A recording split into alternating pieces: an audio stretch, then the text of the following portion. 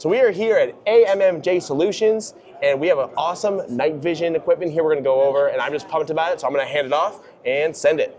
Hello, I'm Marvin with AMMJ Solutions, and the main product that we're showcasing here at SHOT Show 2025 is this LAM, a laser aiming unit.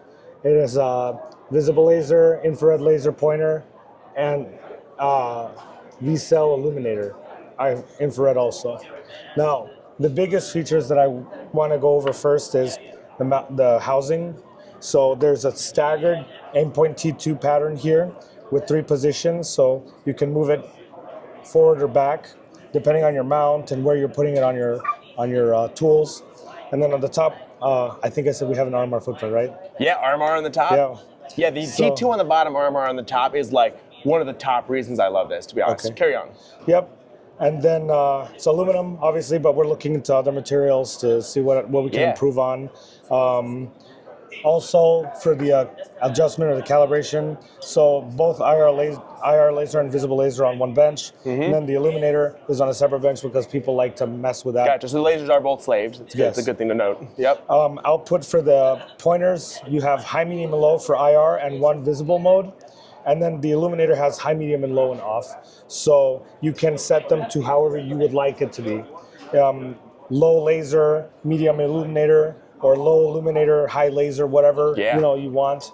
Or just one or the other, That's sweet. I make throw levers for other LAMs, so I incorporated that into this design where you have the throw lever here and you can change it. That's really cool. As well as that, it also takes the standard switches plug for that, right? Yep. The crane? Awesome. So it's good to note. All the controls are in the back, and there's a center button here. So, because I was having issues finding it. And this is, I will say, it's so low profile. I feel like even with like a co-witness or lower third optic, you're still not going to have it that much in your window. Yeah. And then it's also low enough where I feel like even just using the button on top, it's not going to be too high, where you may not even need a switch, which is nice. I actually don't like using switches. Get rid of cable management, get rid of all the stuff that goes with switches. That's what you got here. I just said I don't like using switches, but here's a double switch. That does happen. So I like this setup. On the T2 mount, that's so cool. I'll let you hold that. So at this height, you're not getting too much splash off your handguard with it? Nope. I was out with somebody, they had like an old PEC, it's like a red dot with everything integrated.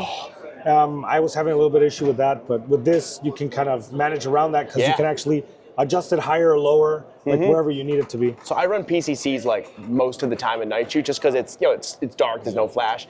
This is like the ultimate setup. Even for bullpups, I really like this for bullpups. I run those too a lot. Yep. So with like a low mount and with this piggybacked, you don't have to. We're always trying to figure out how to make a bullpup work with modern. I have multiple bullpups going right now, so this would be sweet on there. This is so cool. And then obviously we have the more standard setup. Like this is something I like where everything is just kind of here with no plugs, but you can see like the throw lever here, you just move it and you mess with the divergence that way. You can adjust the power and everything. And then also, you have your light, whatever you need to be there. So also we have a diffuser. It just comes with it.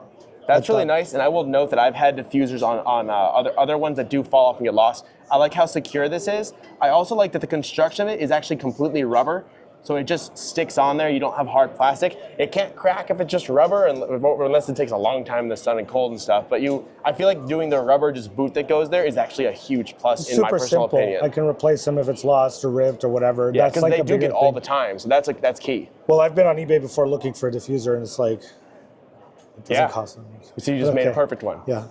So this is the Cody Iris sleeve. I'm not very good at naming my products. I should do that, but if you build them, it's good. That's all that matters. So everybody kind of wants everything all at once, and I was kind of one of those people. So I made a sleeve that takes the place of the mounting bracket for your Codys. Oh, nice. And I slept that on, and then you can put the Iris in front of that. That's really cool. Basically, you can like turn it off and just have a thermal, or open it and have fusion. You know what I mean? Sweet.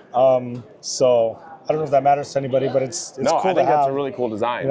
And if you airsoft or whatever, I know that you can put like protectors, like polycarb lenses on them, so you can protect it that way. No, that's really cool. Little dingus. That's sweet.